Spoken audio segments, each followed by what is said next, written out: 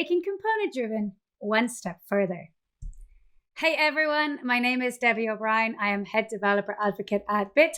I'm also a GitHub star, a Microsoft MVP, Google Developer Expert, and Media Developer Expert. And you can follow me on Twitter at Debs_O'Brien. So let's get started. How it's going. And oops, I completely stole Matt Billman, the CEO of Netlify. I stole his slides from his keynote talk. Sorry, Matt. What he said is how it's going. Number 1, he said monoliths are moving to APIs. Number 2, Git has transformed the web. Number 3, components. Number 4, pre-building in JS. And what I want you to focus on is number 3, thinking in components. And as he said, the world is moving towards a component-driven world. We're moving towards a component-driven web. And we really need to all be thinking and working in components. Now, you might already be saying, but I'm building in React. And you're totally right. React was built for component-driven development. React was built for components. And basically what we're doing is we're building in components. So yes, if you're already building in React, you're doing a great job. We are now building component-driven development applications with React. Cool. So what's the problem? This is our application. It's amazing. This is my beautiful shoe store. And I have made this application out of components. So that button component is actually only one component that's reused inside that hero component, in the theme toggler at the top, and also in the product card. So we're building in components, and this is how we are building nowadays. And this is great. This is fantastic. The problem is that the components have no value outside the app.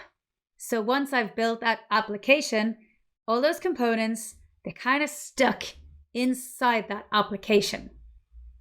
Now that's a problem. That's not really making component first. You know what happens when we have to build multiple applications? You know, along comes the product manager, says, we need to build another app. What do we do now? We've got like this amazing application and all these components. What do we do? So we've got now 3 applications. And a lot of these components are similar. We're building similar e-commerce applications. So we've got like, you know, big components like that shopping cart. I don't want to rebuild that whole component again and again. I mean, yeah, just a simple button, copy, paste it, put it in there, be fine. Or will it? There'll be inconsistency across all your applications eventually, especially if you scale and grow and grow and grow. So really, you need another solution. You basically want to be able to easily share those components across those applications. And there are a couple of options out there, of course, you know, and you could just basically package them up to NPM and you know, hope for the best. I mean, there's a lot of work involved in that. It is possible, but it's painful. And we don't want pain, right? So there's a couple of options, as I said, and one of them is to work in monorepos. Now, a lot of people do this. And a lot of people are very happy working in monorepos. Because, you know, it allows you to scale those applications, put loads of applications inside the one repo. And when you do that, you can improve velocity. So you can just like, you know, build more and more applications really easily because you have access to all the code from each of those applications. That means you can do code sharing really easily and reuse any of those components in any of the applications.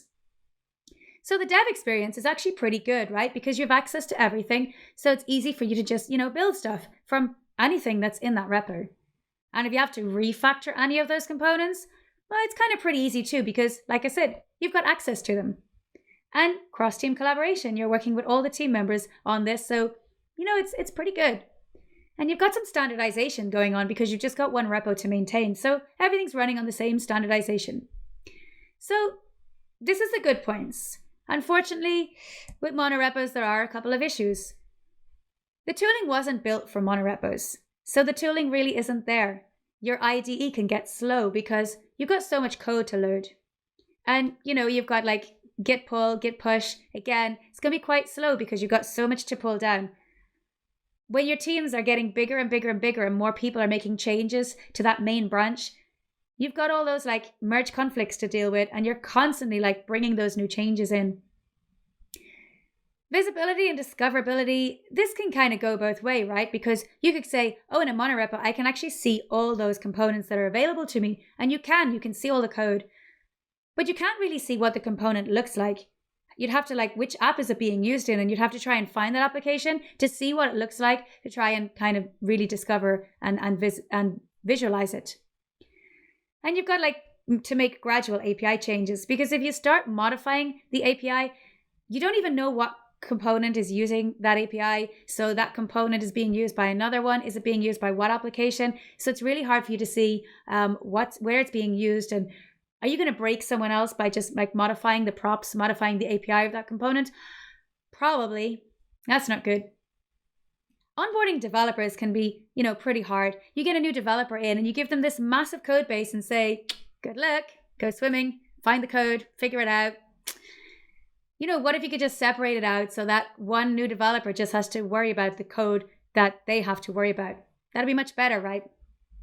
And the feedback loop, it can go on for quite a while, because it's got to go through such a process. And when it finally makes it to production, after everyone else has finished building what they're building, and maybe you deploy at this time at a specific day, once it gets deployed, so there's a long wait time when really you just want to, make one change and just deploy it, right? Why can't we do that? Team boundaries and ownership. There are no boundaries, right? Everyone's working in the one code base. You could say, don't touch that folder that belongs to that team, but that's kind of like pretty hard, right? There's no one policing that. So there is no real boundaries. And your build times can be pretty big, because you've got to build not just that one application, but every single application in that monorepo and all those components. So, do people actually like working with monorepos? Do they hate them? Do they love them? This is what I asked. And you know what? The problem is actually the tooling. The problem isn't the monorepo. Monorepos is a great way of thinking of doing stuff, but the tooling just hasn't helped, as Oliver says, or Garrett says, crappy tooling. Even Brandon, he's like, loves the fact that you can share code between apps and libraries, visibility, collaboration, consistency, ability to standardize, single package versions, but he hates the insufficient tooling.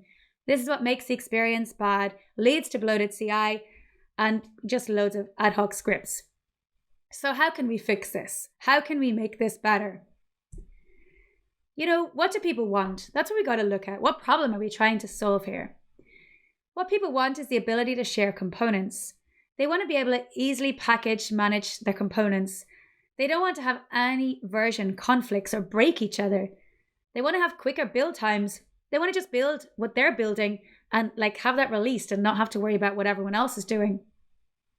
They want team boundaries and ownership. So they want to own their own feature, their own components, and just work on those and leave everything else as if it doesn't exist. And they want consistent tooling. They want all those components to be built with a similar kind of tooling, so that they're all going to, build as they should be built and look the same across all those applications. And they kind of really, really want simple decoupled code bases. So they only have to worry about the code that they're actually going to have to worry about. So we're not asking for a lot, are we? Well, actually, welcome to Bit. Bit is a tool for component-driven development. And with Bit, a lot of these problems are solved because of how Bit allows you to work with components. If you want to work in a monorepo, you can work in a monorepo with Bit. You can simply have your base UI components, e-commerce components, and your store components or your application components all in the one monorepo. The difference is that every component is completely isolated and versioned, and therefore it's like its own little kind of repo, I guess. Every component is isolated, which means it can be used in any of those applications or any of those other libraries. Now you can also have a simple decoupled code base. So you can literally say, okay, I'm going to separate it out because you're scaling, teams getting bigger, and you want teams to own features. So you can have one team, base UI, this is your repo, and these are your components. You're in charge of this, and build your components and deploy your components when you want to. E-commerce team, here's your components, build your components, deploy your components, and just work wherever and whenever you want to.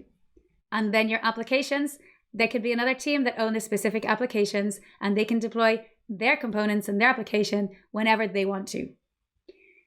As Bit versions each component and isolates each component, it can then be used in any of those repos, installed into any of those, and basically used across any repo. So here's an example. This is my base UI code base in VS Code, and you can see on line 2, I'm importing the button as a component from this actual repo, right? From the base UI repo. So it's importing it instead of using a local import, because every component is, version and isolated. I need to basically install it as if it's its own package. So I'm installing this button and using it inside this Team Toggler component. Now in my e-commerce application, or actually this is not an application, it's just a load of e-commerce components. But in this e-commerce repo, I'm actually installing that same button component. So here I'm installing the base UI. From the base UI repo, the button, the card, the heading, and a few others are coming from a different repo, the one I just showed you. And it's also installing some components from this particular repo, from the e-commerce repo. So I can install components from any repo inside any of my repos and workspaces. So this allows me to have team ownership.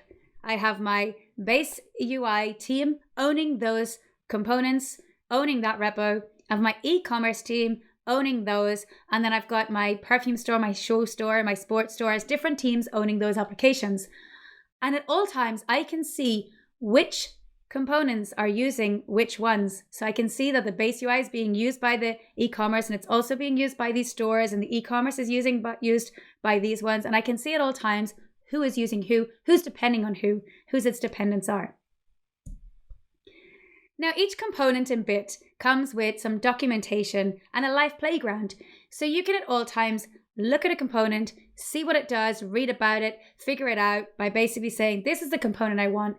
And you can kind of play around with it and see. So I can change anything in this and it will change live. I could update that text. I could see what it looks like with a longer text, with the text break. What if I added a really long price, etc., etc. I can also embed the Figma Designs direct inside the documentation of my component, which means I can at all times see what my component should look like according to what the design was. And I can easily just click on that Figma embed and it will open the Figma file directly, where I can then further explore the padding and spacing that the designer created for that particular component. I can create different states of the components, so different compositions, and see what the component looks like if I was to add something specific in there, remove it, change it, modify it, etc. And I can view the component props, so the API of the component. I can see that this component accepts a button text, which means I know I can change that text of add to cart to be whatever I want. I can change the price, but as I can see from here, I can't change the currency, so I've got to work in dollars if I want to work with this component. I can change the source and the alt tag for the image, and I can change the text. So at all times, I can see what I have access to, what the types are as well, and a description of what these props are going to do. Now I can easily have visibility and discoverability of my components. I can search for a component. For example, I'm looking for a product card. I want to see if the one exists, and I can basically just search. And here I can see I've got an entity product, or I've got a product card, or I've got a price that's in the folder of products. So I can see I'm looking for the product card, and I've also got a grid of product cards. So this gives me an idea of what is available to me. Now I can also search across multiple scopes or multiple repos. So here are my components. I've got base UI components. I've got multiple scopes in here, like the e-commerce, the shoe store, etc. And I can just search across it, and I can search for a button. I don't have to worry about knowing if that button belongs to the base UI or if it belongs to the e-commerce. I can just search and find the component that I want. And I can see here, do I want a React button, a UI button, a TypeScript button? What kind of button am I looking for here? I can then filter my component by specific dependencies. For example, I might not want to use a specific dependency in my project, or I might want one. So I can filter by, are we using testing library React, for example, because that's the one I want to build my tests with, or I want to make sure that that's what's going to be installed in my project. I can, filter it out by size. Maybe I'm looking for a specifically small component, and the same with, labels and other stuff. I can now use my component anywhere. Once I'm, confident that this is a component I want to use, I can basically use Bit, npm, or yarn, and I can simply install it into any of my components or into any of my applications, no matter where they are.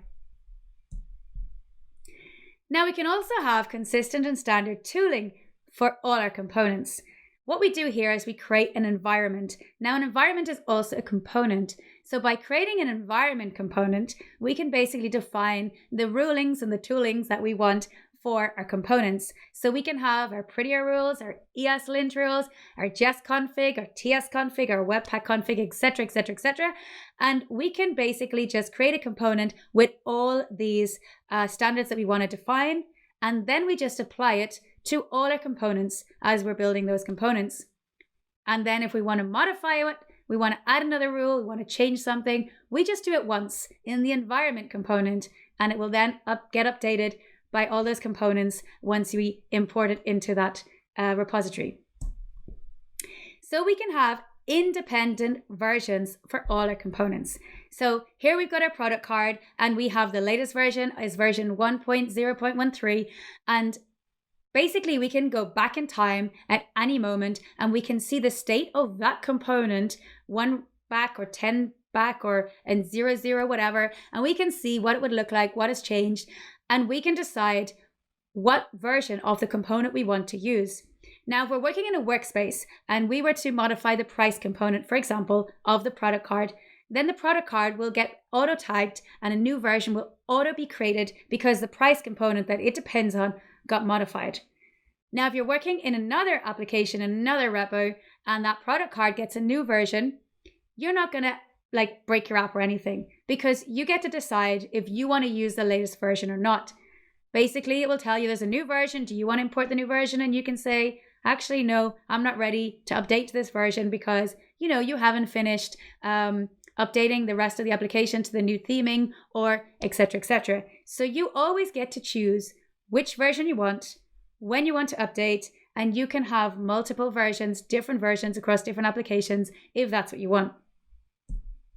And you can see what's going on at all times. So you can look at your component and you can see this product card component is using version 2.0.1 of the button. And you can see it's using the card, the heading, the image, the text, the available colors, and the currency component, and which version all of them are on. So at all times, you can actually visualize the dependency graph of your component. So basically, we want to reuse components in any app. This is what we're trying to achieve. We want to take the components out of the app and we want to make the components isolated. We want to make the components their own specific, they want to basically say you're a component and you live wherever you want. At the moment, you're going to live in the base UI repo, in the e-commerce repo, whatever, but that's not important. What's important is that you are isolated and versioned independently. You can be released independently and you can be installed into any application, any other component, whatever. You can be used at all times very, very easily. And this is what you want. You want to make the component number one. This is what we call component driven. And this is basically what we all should be doing. We should be building component driven webs, component driven apps, component driven everything. And building with Bit is going to make that easier. So I highly encourage you to check out Bit, give it a try and start thinking in components, building in components, and building a better web. Thank you very much, everyone. If you want to see the Bit demos that I walked through in the shoe store, etc., you can just go to bit.dev/learn-bit.react and you'll be able to see all those that I just showed you. Or you can just go to github.com/bit-demos and you'll see all those individual repos and you'll see how the components are being used across all those repos. Check out our docs for more information. There's videos and there's all sorts of stuff on there. And of course, you can follow me on Twitter, Debs_O'Brien. If you have any questions at all, if you want to play with Bit a bit more and you've got some feedback for us, DMs are always open. So yeah, have fun building components, building React applications and making the components number one. And the components are just going to be used within all those applications, wherever, as many as they want, wherever they are. And that's it. Thank you very much. Bye.